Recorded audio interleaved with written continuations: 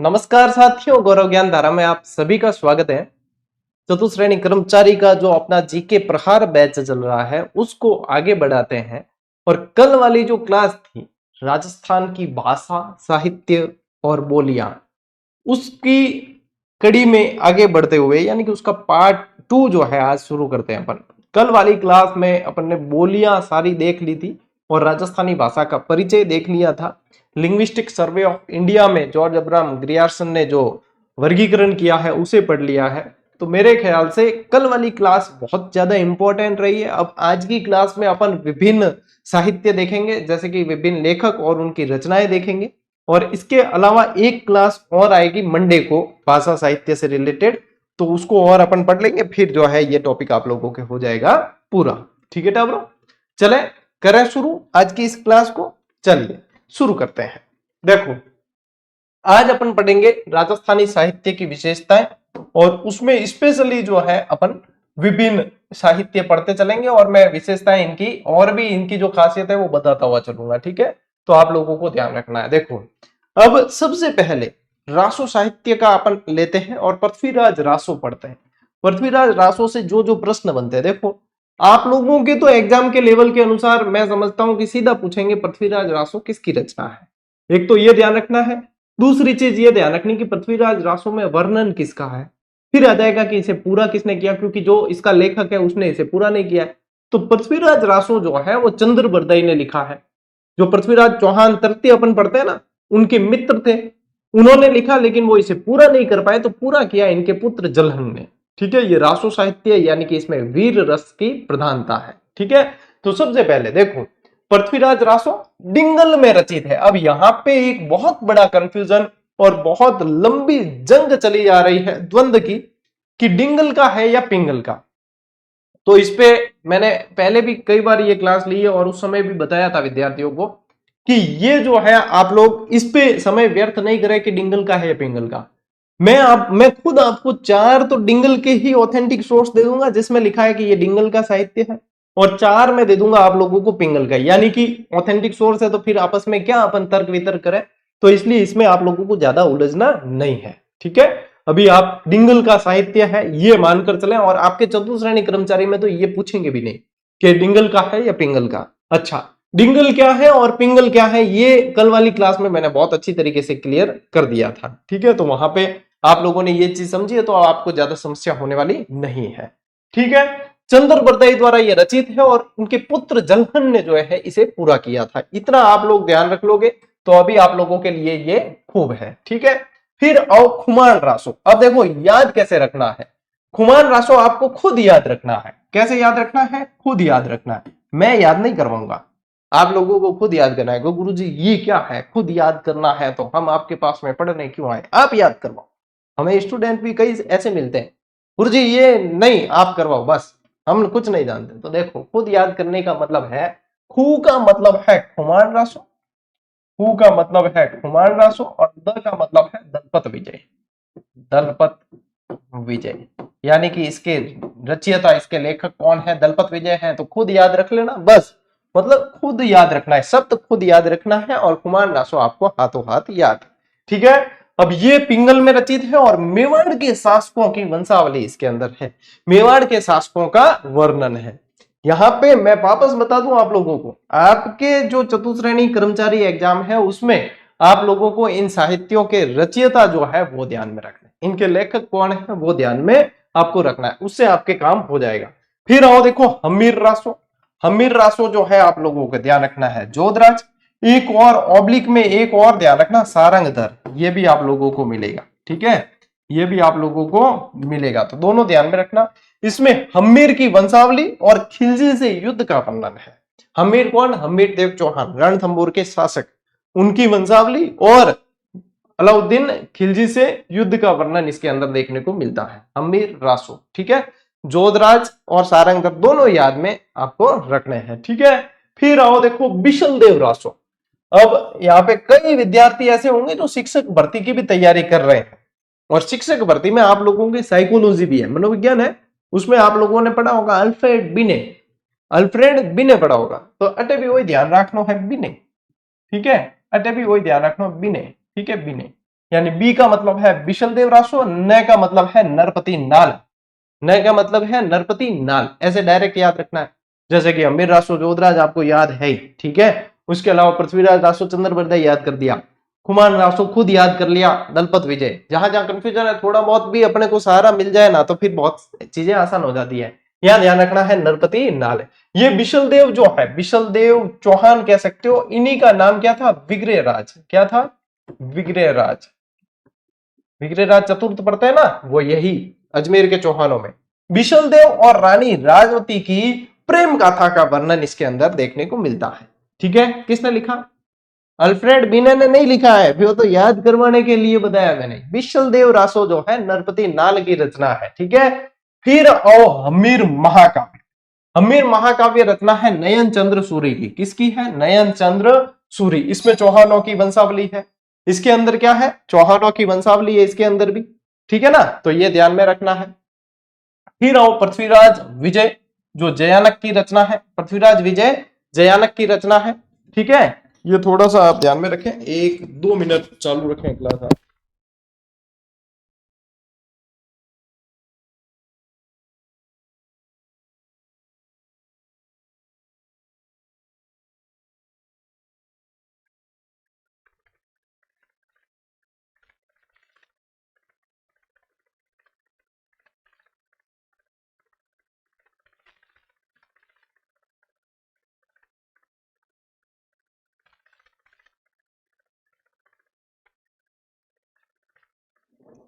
हाँ जी, तो आवाज आ रही है, ठीक है। चलो भाई, कहा था मैं, हम्मीर महाकाव्य चौहानों की वंशावली और पृथ्वीराज विजय, ये भी वही पृथ्वीराज चौहान पे ही रचित है और ये संस्कृत के अंदर रचित है। ये जो है जयानक की रचना है, पृथ्वीराज चौहान का वर्णन है इसके अंदर। फिर कल पढ़ी थी अपन ने कुवलय माला। कल क्या पढ़ी थी, कुवलय माला पढ़ी थी, जिसके अंदर 18 देसी भाषाओं का उल्लेख किया जाता है। 18 देसी भाषाओं का उल्लेख किया जाता है। अपने जो है उद्योतन सूरी की रचना है, और वहां पे अपने मैंने क्या बताया था आपको, गुर्जर प्रतिहार वंश के समय, वत्सराज के समय लिखी गई रचना है, और तत्कालीन राजस्थान के सांस्कृतिक जीवन का वर्णन है। साथ ही साथ उद्योतन सूरी की कुवलय माला में आपको क्या ध्यान में रखना है, 18 देशी भाषाओं का उल्लेख इसके अंदर किया गया है, जिसमें मरु भाषा का भी उल्लेख है। ये सबसे आपको जानकारी ध्यान में रखनी। अब देखो, एक जो है आप लोगों के सामने ये बार बार चीज आती है कि ये बहुत आप लोगों को कंफ्यूज करती है। एक तो जैसे कि हमीर रासो, ठीक है, हमीर अमीर नाम जिसके अंदर आता है, एक तो ये हो गई। एक आ गई आपके हमीर महाकाव्य, हमीर महाकाव्य, ठीक है। एक आ गई आपके जैसे कि हमीर हट, हमीर हट, ये भी है। एक है हमीर रायण। ये एक जैसे जो नाम वाली रचनाएं हैं, इनके के गुरुजी हमें जो है कंफ्यूजन होता है, कि हमें ये चीजें कंफ्यूज करती है। देखो हमीर रासों में क्या है, इसके है अपने जोधराज, हमीर रासो। अब रासो साहित्य, ध्यान की, रासो यानी कि वीर रस, रासो यानी वीर रस, ठीक है। और जोधराज याद रखना। अब जोधराज याद क्या रखा गुरुजी, मैं भूल गया वहां, तो देखो एक यानी वीर रस को एक बहुत बढ़िया है, एक स्टेटस में लोग लागू हुए, एक देशी अपने राजस्थानी जो है एक लोकगीत बहुत बाजे, वो क्यों है, जोधा विराजे जोधपुर रणबंका राठौड़ दूसो बजे सा राठौड़ा थारी मारवाड़ रो के दूसो बजे सा। मैं तो देखो सब चीजें ना शौकीन हाँ, तो मैं सारी चीजें ध्यान रखा, क्यों मैं भी तो स्टेटस लगावनी, तो भी मैं धूसो बाजे सा वगैरह बहुत लगा। तो जोधा विराज है जोधपुर, तो जोधा से याद रखना है, जोधा यानी कि वीर रस का उल्लेख किया है यहाँ, और हमीर रासो यानी वीर रस को उल्लेख है। बिम मतलब कठिन करता है, जोध नाम को मतलब शब्द आए जोध, ठीक है। तो एन ध्यान रख लियो जोधराज, यहाँ याद रहे जी। हमीर महाकाव्य, महा का मतलब होता है बड़ा, और बड़े क्या है, सूरज और चांद बहुत बड़े हैं, तो यहाँ पे याद रखना है नयन चंद्र सूरी, नयन, अब चंद्र यानी चांद, नयन चंद्र सूरी, सूरी यानी कि अपने ध्यान रखना है सूर्य, ठीक है, इससे सूरी अपने ध्यान रख लेना है। तो चांद और सूरज बड़े होते हैं, महा है, महाकाव्य। हमीर हट, अब अपने इतिहास के अंदर हट के लिए जाने गए हैं चंद्रशेखर आजाद। कौन जाने गए, चंद्रशेखर आजाद। ये जो रचना है वो चंद्रशेखर की है, वो चंद्रशेखर आजाद की नहीं है। यहाँ पे चंद्रशेखर याद रखना आपको, यानी हट के लिए जो है चंद्रशेखर प्रसिद्ध रहे हैं, तो यहां याद रह जाए चंद्रशेखर। हम्मीरायण यह है पांडव व्यास की रचना है। ये किसकी है? पांडव व्यास की रचना है। तो इस तरीके से कई चीजें जो है आसान हो जाती है, इस तरीके से कई चीजें आसान हो जाती है। तो बढ़िया है, ठीक है, ये तरीके हैं छोटे मोटे। तो मैं इन चीजों को आसान बनाने का प्रयास करता हूं बस कि हाँ विद्यार्थियों के लिए आसान हो जाए। अब आप स्क्रीनशॉट चाहे तो ले लो, फिर आगे बढ़ते हैं। देखो अगली रचना है अपने वैली किशन रुक्मणी री। ये वैली साहित्य कल पढ़ा था ना अपने कि वैली साहित्य क्या होते हैं? प्रेम रस आधारित साहित्य होते हैं, वो वैली साहित्य कहलाते हैं। ठीक है, तो वैली किशन रुक्मणी री पृथ्वीराज राठौड़ की रचना है। ये पृथ्वीराज राठौड़ की रचना, और ये पृथ्वीराज राठौड़ कहां के राजकुमार थे? ये बीकानेर के। कहां के थे? बीकानेर के। लेकिन ये वैली साहित्य जो वैली किशन रुक्मणी री साहित्य की रचना की है, ये गागरोन दुर्ग के अंदर की है। ये कहां की है? गागरोन दुर्ग के अंदर की है। और इन्हें जो है पिंगल का हेरोस भी कहा जाता था। इन्हें किसे? पृथ्वीराज राठौड़ को। बीकानेर के राजकुमार है और पिथल नाम से प्रसिद्ध रहे। देखो पाथन और पिथल जो रचना है ना, वो इन पे और महाराणा प्रताप पे लिखी गई। पिथल थे अपने पृथ्वीराज राठौड़, और पाथन का जिक्र महाराणा प्रताप के रूप में हुआ है। ठीक है ना, तो ये ध्यान रखना है। इस ग्रंथ को दुर्सा आड़ा ने पंचम वेद और 19वां पुराण, क्या ध्यान रखोगे? 19वां पुराण कहा है। पंचम वेद और 19वां पुराण कहा है, ये ध्यान रख लेना।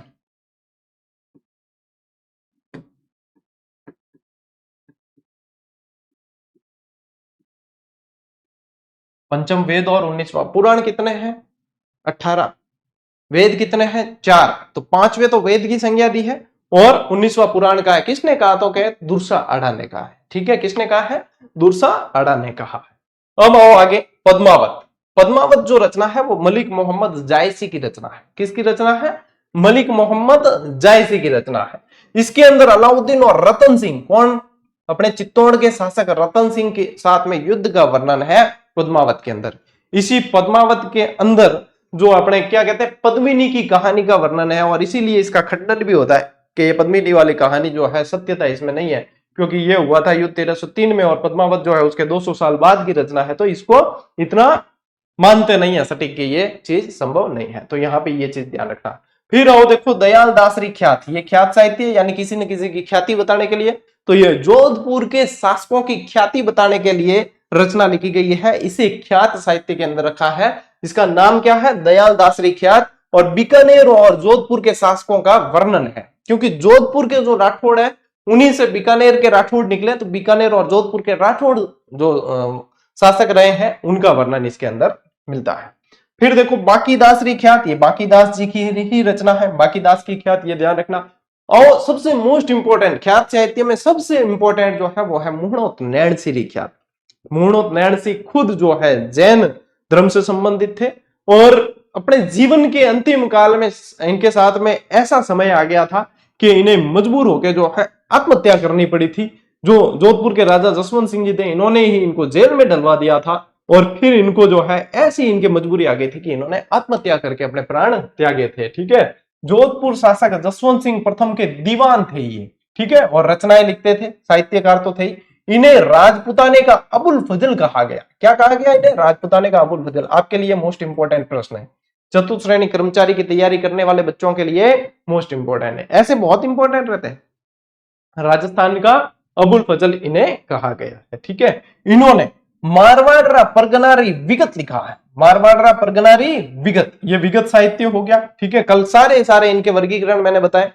अब ये जो मारवाड़ परगनारी विगत है, ये एक तरह का गजेटियर साहित्य जैसा है। गजेटियर यानी कि वहां पे उनकी जनसंख्या का उल्लेख होगा, वहां पे आंकड़ों का उल्लेख होता है, वो सारी चीजें जो है गजेटियर साहित्य के अंदर, जो गजेटियर लिखा गया था उसके अंदर। तो इसे जो है राजस्थान का गजेटियर कहा जाता है। इसे क्या कहा जाता है? इस रचना को राजस्थान का गजेटियर कहा जाता है। कौन सा? मारवाड़ परगनारी विगत। मुहणोत नैणसीरी ख्यात नहीं, मुहणोत नैणसीरी ख्यात के बारे में बात नहीं हो रही है। ये मारवाड़ परगनारी जो विगत है, इसको कहा गया है मारवाड़ का गजेटियर, राजस्थान का गजेटियर इसे कहा जाता है। ठीक है, ये ध्यान रखना। अब देखो ढोला मारूरा दुहा कवि कलोल की रचना है। किसकी है? कवि कलोल की, बहुत इंपॉर्टेंट है। कवि कलोल की रचना है। ढोला मारू एक्चुअल में क्या होता है? रात 8 बजे वाली सीन नहीं है ये। ठीक है, ढोला मारू एक्चुअली ऊंट पर बैठी हुई दंपति है, जो चित्रकला के अंदर और आप पढ़ते भी हैं, वो है ढोला मारू। ठीक है, और अपने जो है ज्यादातर मारवाड़ के मैंने ढोला मारू मतलब कि हाँ ठर्रो है, अरे ठर्रो नहीं है, ढोला मारू सिर्फ वो ही नहीं है, ढोला मारू ज्यादातर जो है देशी मदिरा के लिए बहुत प्रसिद्ध रहता है ढोला मारू। लेकिन ये वो नहीं है, ये तो राजस्थान की संस्कृति से रिलेटेड रहा है। ये तो जो है ऊंट पे बैठी हुई दंपति और उससे ढोला और मरवण उनकी जो है कहानी है उस पे है। एकलिंग महात्म्य, ये कान्य व्यास की रचना है। ठीक है, अब इसमें जो है इसके अंदर कुंभा ने भी कार्य किया है। ये एकलिंग महात्म्य जो है ना, इसमें कुंभा ने भी कार्य किया है। इसकी भाषा यदि पूछते हैं तो दो भाषाएं इसमें आप लोगों को ध्यान रखनी है, इसमें संस्कृत भी है और इसमें मेवाड़ी भाषा भी है। संस्कृत भी है और मेवाड़ी भाषा भी है, ये दोनों ध्यान रखना। एकलिंग महात्म्य कान्य व्यास की रचना है, कुंभा ने भी इसके अंदर काम किया है। ठीक है टाबरो, ये चीजें आप लोगों के लिए बहुत इंपॉर्टेंट है, लीजिए स्क्रीनशॉट। मैं थोड़ा गलोतर कर लूं जिते।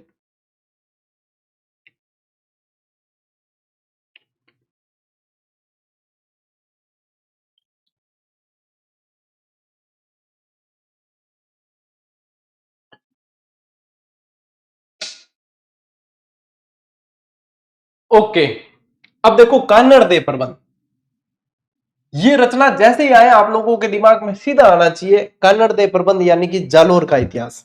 कान्नड़ दे प्रबंध जो है पद्मनाभ की रचना है और इसमें जालोर के शासक कान्नड़ देव और अलाउद्दीन खिलजी के बीच संघर्ष युद्ध का वर्णन किया गया है। ठीक है, तो कान्नड़ देव और अलाउद्दीन खिलजी के मध्य युद्ध का वर्णन है इसके अंदर। और क्या ध्यान रखोगे, ये वर्णन तो है ही, ये पूछे कि बीरमदेव और फिरोजा की लव स्टोरी प्रेम कथा का वर्णन किसके अंदर है, तो वो भी आप लोगों के कान्नड़ दे प्रबंध के अंदर है। एक वीरमदेव सोनगरारी वात, ये भी साहित्य है, उसके अंदर इसका ज्यादा जिक्र मिलता है, ज्यादा वर्णन मिलता है। ठीक है, ये ध्यान रखना। फिर बिहारी सतसई, सतसई वैसे होता है 700 श्लोक, 700 दोहे। ठीक है, 700 दोहों का एक समूह होता है, उसे कहा जाता है सतसई। ठीक है, ये बिहारी सतसई जो है ये कवि बिहारी द्वारा रचित है। ये किसके द्वारा रचित है, बिहारी। कवि बिहारी जो है ये जयपुर के अंदर रहे थे और जय सिंह जी के दरबार में थे, मिर्जा राजा जय सिंह के दरबारी थे। प्रत्येक दोहे के लिए इन्हें जो है एक स्वर्ण मुद्रा दी जाती थी, प्रत्येक दोहे के लिए एक स्वर्ण मुद्रा इन्हें दी जाती थी। ये बिहारी के लिए स्पेशल ध्यान रखना, बिहारी सतसई। नेक्स्ट आओ ब्रजनिधि ग्रंथावली, ये ब्रजनीति के नाम से कविताएं लिखते थे, ब्रजनीति नाम से कविताएं लिखते थे, इसी नाम से कविताएं लिखते थे। ठीक है, जैसे बहादुर शाह जफर जो है ना, वो जफर नाम से कविताएं लिखता था। ठीक है ना, कितना बदनसीब है तू है जफर, 2 गज जमीन भी नसीब न हुई तुझे कुएं यार में। कुएं यार यानी खुद के घर में। ये फारसी के अंदर उन्होंने कई सारी चीजें लिखी हुई। बहादुर शाह जफर की जिक्र कर रहा हूं मैं यहाँ पे, जो 1857 की क्रांति के समय जबरदस्ती उन्हें नेतृत्व सौंपा गया था। ठीक है, और वो जफर नाम से कविताएं लिखते थे। ठीक है, सिकंदर लोदी गुल्की नाम से लिखता था। एक नस्तलिक शैली आप लोग पढ़ेंगे, जो अकबर की सुलेखन शैली थी, नस्तलिक शैली। बहुत सारी चीजें हैं, पढ़ो तो जितो पढ़ो ना अभी तो ही कम है। बहुत सारी चीजें जैसे जैसे आप पढ़ते जाओगे, जैसे जैसे आगे बढ़ते जाओगे, वैसे वैसे चीजें याद होती जाएगी। और यही चीजें जो है आप लोगों को आगे रखती है बाकी लोगों से। चलिए कहां थे अपन, ब्रजनीति ग्रंथावली। ब्रजनीति नाम से कविताएं लिखते प्रताप सिंह द्वारा। कौन से प्रताप सिंह जी, प्रताप सिंह जी कौन से हैं, जिनके समय में क्या बना है, जयपुर का हवा महल 1799 में बना है ना। ठीक है, अब देखो प्राचीन लिपि माला और राजपुताने का इतिहास, ये रचनाएं किसकी है, G.H. ओझा, पंडित गौरी शंकर हीराचंद ओझा। राजस्थान के इतिहास के वास्तविक जनक अगर किसी को कहा जाता है तो वो है पंडित गौरी शंकर हीराचंद ओझा। इन्होंने बहुत सारे जो है अलग अलग इतिहास लिखे, मारवाड़ का इतिहास, गोड़वाड़ का इतिहास, हाड़ौती का इतिहास, इस तरीके से बहुत सारे इतिहास इन्होंने लिखे हैं। पंडित गौरी शंकर हीराचंद ओझा रोहिड़ा निवासी है। रोहिड़ा का आया हुआ है, सिरोही के अंदर एक गांव आया हुआ है रोहिड़ा। अब यहाँ पे रोहिड़ा जो है आप राज्य पुष्प से तुलना मत कर देना, रोहिड़ा क्षेत्र का गांव का भी नाम है, जो सिरोही के अंदर एक गांव है रोहिड़ा। राजस्थान की देसी रियासतों का इतिहास इन्होंने लिखा है, बहुत सारे इतिहास लिखे। ठीक है, सर्वप्रथम भारतीय लिपि शास्त्र का लेखन इन्होंने किया है। यानी गौरी शंकर हीराचंद ओझा से रिलेटेड बहुत सारी चीजें हैं जो आप लोगों को ध्यान रखना है। अब जैसे अलग अलग झालावाड़ का इतिहास, डूंगरपुर का इतिहास, इस तरीके से भी इन्होंने इतिहास लिखे हैं, अलग अलग रियासतों के इतिहास लिखे हैं। ठीक है, फिर आओ बेटा वीर विनोद। देख रहा है विनोद, विनोद वाला तो एक अपने फैक्ट भी दिया था, जिसके अंदर सारे विनोद विनोद वाली रचनाएं आप लोगों को दी थी। जेजेडी फैक्ट की किताब जिसके पास है उनके पास में ये चीज भी होगी, और किताब नहीं भी है तो टेलीग्राम पे तो आप लोगों को मिलता ही मिलता है। ठीक है, किताब तो सेकेंडरी ऑप्शन है, सुविधा है कि हाँ जिनको बुक के रूप में हमेशा सहेज कर रखने हैं, वो बिखरे हुए फैक्ट, वो तथ्य अपने पास में जैसे आप लोगों को फैक्ट में देखने को मिले वैसे के वैसे, तो वो एक हमने विकल्प दिया है, एक सेकेंडरी ऑप्शन है आपके पास में कि ये भी सुविधा है। बाकी फैक्ट जो है हर रोज निःशुल्क ही उपलब्ध करवाया जाता है टेलीग्राम पे। अब तो फैक्ट का प्रो वर्जन चल रहा है, जीजीडी फैक्ट प्रो दिए जाते हैं, और बहुत जल्द अपन जो है 100वें फैक्ट तक पहुंच जाएंगे 1-2 दिन में। उसमें भी 500 फैक्ट तो ऑलरेडी दे चुके हैं, 500 यानी कि हर फैक्ट में 15-20 क्वेश्चन, 500 इंटू 15-20 कर दो, और अब वापस फैक्ट प्रो भी हो गए 100, यानी 600 के करीब पहुंच रहे हैं। कवि राजा श्यामल दास की रचना है। वीर विनोद किसकी है? कवि राजा श्यामल दास की रचना है। मेवाड़ महाराणा सज्जन सिंह ने कविराज और महामहोपाध्याय की उपाधि इन्हें दी थी। क्या दी थी? महामहोपाध्याय की उपाधि दी थी, और अपने कविराज की उपाधि, कविराजा बोलते हैं ना, ये कविराज इनकी उपाधि है। ठीक है, वैसे इसी नाम से याद करना, कविराजा श्यामल दास। वीर विनोद बहुत मोस्ट इंपॉर्टेंट है। अब लो स्क्रीनशॉट एक बार, बहुत ही मोस्ट इंपॉर्टेंट रचना है ये।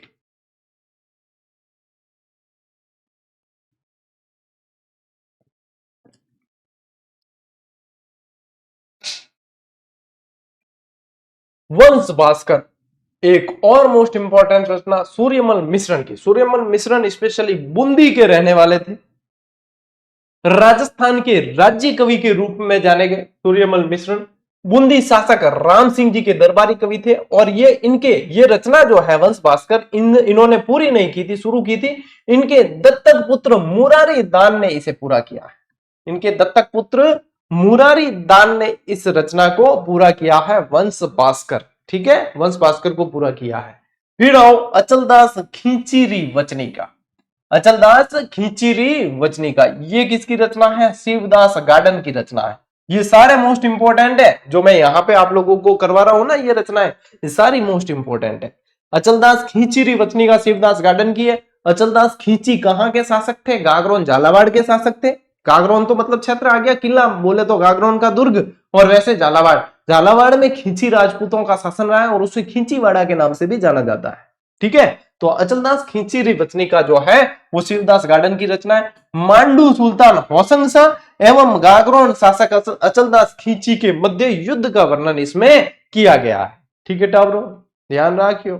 ठीक है, अगली रचना है अपने चेतावनी राज चुंगटिया। इसके अंदर 13 सोरठे लिखे हैं केसरी सिंह जी बारट ने, और केसरी सिंह जी बारट का जहां पे जिक्र आता है, यानी कि केसरी सिंह जी बारट का जिक्र आया, आप समझ लो कि पूरे इतिहास का जिक्र हुआ है, पूरे वीर रस का जिक्र हुआ है, पूरे स्वतंत्रता संग्राम का जिक्र हुआ है। ऐसी शख्सियत, ऐसा नाम है केसरी सिंह जी बारट। ठीक है, जिनका पूरा परिवार अपने देश की आजादी के लिए जो है जिया है, और अपने जो है बलिदान दिया है, ये मैं कहूंगा। चेतावनी रा चुंगटिया केसरी सिंह बारट 1903 में दिल्ली दरबार में जाते मेवाड़ महाराणा फतेह सिंह को लिखे गए 13 सोठे थे। चेतावनी रा चुंगटिया, चुंगटिया किन गया, यूं चुंगटिया पर है ना, बन गया चुंगटिया, चेतावनी रा चुंगटिया, यानी कि ऐसी ऐसी इसके अंदर बातें गई कि सोया हुआ ईमान जाग गया मेवाड़ के महाराणा का, और दिल्ली दरबार में जो रवाना हो गए थे वो गए भी नहीं वहां पे। ये था चेतावनी के चुंगटिया। ये सोठा विधा में लिखा गया था, और संख्या पूछी जाती कितने सोठे थे? 13।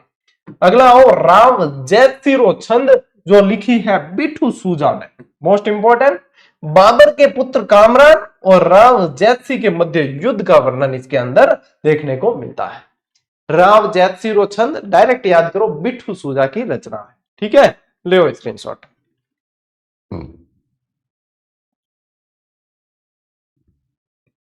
चलो भाई आगे बढ़े।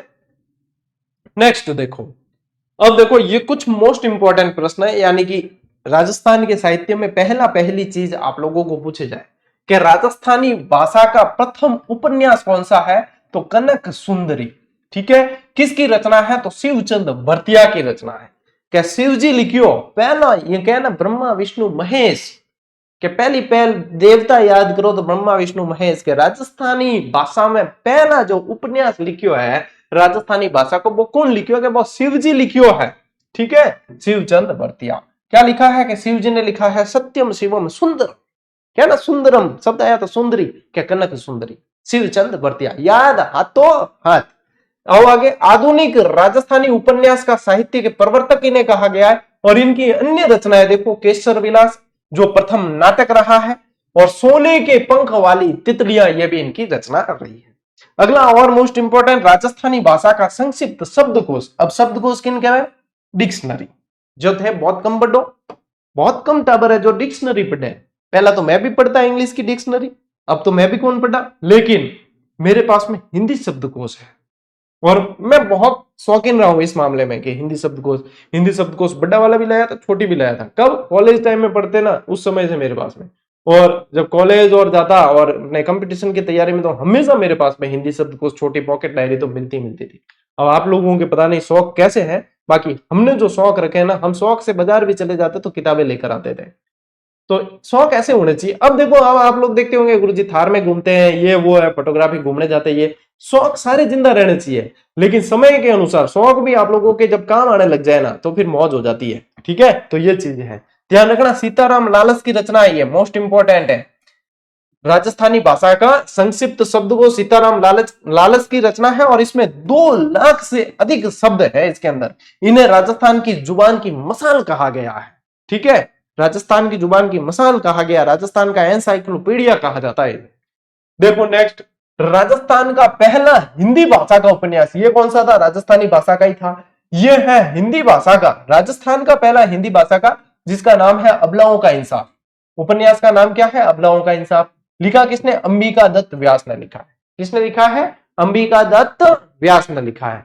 क्या याद रहे कि गुरुजी हिंदी रो पूछे नहीं, तो यहां याद रख लो, अ से अनार, यहां याद रख लो, अ से अबलाओं का इंसाफ, अ से अंबिका दत्त व्यास। ठीक है, हो गया याद। ओके, राजस्थानी भाषा में रामायण लिखी है, किसने लिखी है? हनुवंत सिंह किंकर ने लिखी है। ठीक है, कौन लिखी? हनुवंत सिंह किंकर लिखी। ये रामायण के अलग अलग आप लोगों को ध्यान रखने होते, जैसे कि आप अपने भारतीय इतिहास पढ़ोगे तो उसमें जो है अपने तमिल रामायण भी है, पढ़ते हो आप, कम्बन ने लिखी है। तो इस तरीके से आप लोगों को ये भी ध्यान रखनी होती है। हनुवंत सिंह किंकर की रचना है। ठीक है, हनुवंत सिंह किंकर। राजस्थान साहित्य के भीष्म पितामह कहे गए हैं कौन? कन्हैयालाल सेठिया। ठीक है, राजस्थानी साहित्य के भीष्म पितामह के नाम से जाने गए कन्हैयालाल सेठिया। इनकी रचनाएं हमेशा कंपटीशन एग्जाम में पूछी जाती है, जिसमें से प्रसिद्ध रचना इनकी लीलटास, पाथण पीथल, धरती दोरारी, मिंजर, कुंजाधर, जमीर धनी कुण, ये सब रचना आपने कन्हैयालाल जी सेठिया किया है, जो बहुत ही इंपॉर्टेंट है। देखो कल की जो क्लास आएगी उसमें अपन डिटेल में पढ़ेंगे कन्हैयालाल सेठिया वगैरह जो रचनाएं है ना इनकी, अपने विजयदान देथा और इन सबको कल की क्लास में डिटेल में पढ़ेंगे, जिनको मैंने फैक्ट के रूप में भी आप लोगों को उपलब्ध करवाया है। और उनसे इनकी पूरी डिटेल जो है अपन कल की क्लास, कल मतलब सोमवार को जो आएगी क्लास, उसमें विद डिटेल पढ़ेंगे। अभी लो आप स्क्रीनशॉट, अभी लो आप स्क्रीनशॉट, अभी और बाकी है भाई क्लास।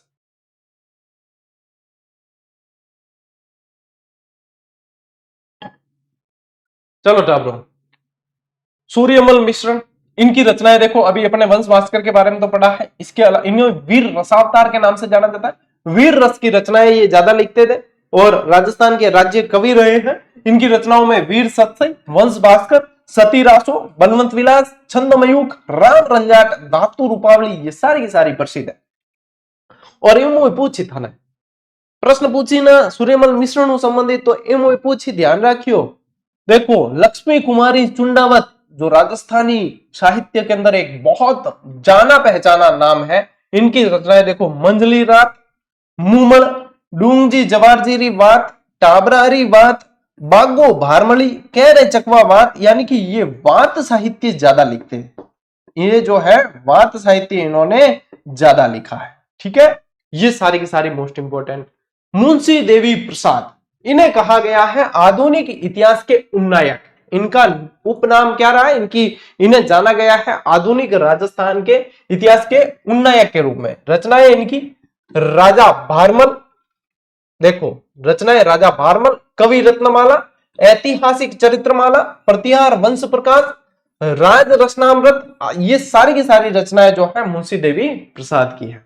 पृथ्वीराज राठौड़ जो बीकानेर के राजकुमार रहे हैं, इनके बारे में पढ़ा। इनकी रचनाएं और देखो, दशम भागवतरा दुहा, गंगा लहरी, बसदेव राउत, दशरथ राउत, ये सारी इनकी रचनाएं हैं। डॉक्टर रांगे राघव की देखो, घरौंदे, मुर्दों का टीला, कब तक पुकारूं, तुम्हें कब तक पुकारूं कि पढ़ो पढ़ो बेटा पढ़ो। ठीक है, ये सारी रचनाएं आपको ध्यान रखनी है। अब लो स्क्रीनशॉट, ये सारी डायरेक्ट याद करनी पड़ेगी, इनके बीच ट्रिक मत लगाना, इनमें ट्रिक लगाने गए तो लफड़ा हो जाएगा, भूल जाओगे फिर बाकी चीजें भी। जो मैंने बताई है ट्रिक वैसे ही आपको ध्यान रखनी है। ओके तो साथियों आज की क्लास भी आप लोगों के संपन्न हुई। देखो आप एवरेज कटो बैठे बढ़िया, आधे घंटे को एवरेज बैठे क्लास को। आधे घंटे की क्लास मेरे हिसाब में बहुत बेस्ट है, क्योंकि इसमें क्या होता है आधे घंटे में व्यक्ति बोर भी नहीं होता है। वैसे तो बोर होना भी नहीं चाहिए पढ़ाई से, यदि पढ़ाई से ही कोई बोर हो रहा है तो उसे नौकरी मिलनी कैसे संभव है। तो क्या होता है कि मन लगा रहता है, आधे घंटे में आप लोगों की पढ़ाई हो जाती है और अच्छे तरीके से याद भी हो जाती है चीजें, और लिखने बैठते हो इन्हें तो वही 1-2 घंटे आप लोगों को लग जाते हैं। तो बढ़िया तरीके से पढ़ो, आगे बढ़ो और नियमित रहो। जो शनि रवि आप लोगों के जो क्लास नहीं आती है उस दिन करो रिवीजन, और अदर भी आप लोगों के सब्जेक्ट है वो भी आप लोगों को पढ़ने होते हैं। तो बढ़िया तरीके से नियमित रहना बेटा और पढ़ते रहना, जीत सिर्फ आपकी है। चलिए मिलते हैं अगली क्लास में, अगले सेशन में, तब तक के लिए राम राम, जय हिंद।